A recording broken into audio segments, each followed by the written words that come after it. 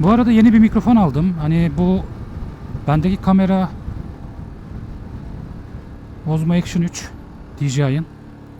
Osmo Action 4 ve 4'ten sonra DJI mikrofonlarıyla kablosuz kullanabiliyorsunuz. Fakat Osmo Action 3'te böyle bir lüksünüz yok.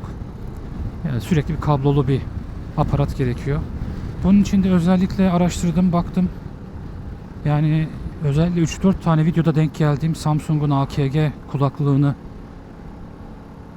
çeşitli dönüşümlerle sesi düzelttiklerini söylediler. Şu an onu yaptım ben evde. Bantlarla işte kaskın içindeki yerine yerleştirdim falan.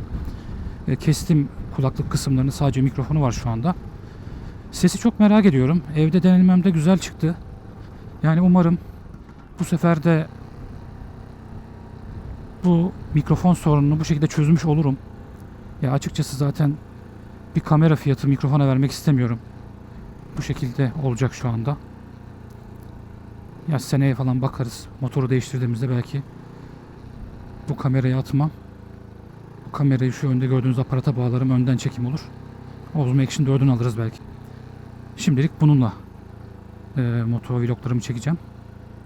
Ben size katkı sağlaması amacıyla benim yaşadığım sorunları veya işte bunların çözümlerini bu videolar aracılığıyla size sunmak istiyorum. Çünkü ben pek fazla aradığım şeylerle ilgili video bulamıyorum. Bulduklarım da çok yüzeysel geçmiş. O yüzden şimdi çeşitli şeylerle ilgili videolara çekmeye devam edeceğim.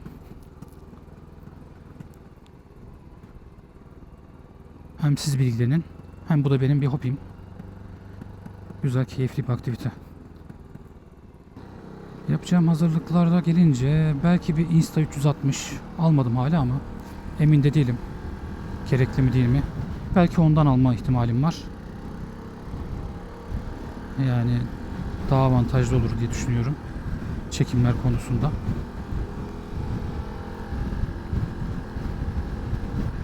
Aklıma geldikçe yine size bahsedeceğim şeyler olacak. Videoyu fazla uzatmak istemiyorum. Bu zaten çekim yapacağımız yere de az kaldı. Şimdilik söyleyeceklerim bu kadar.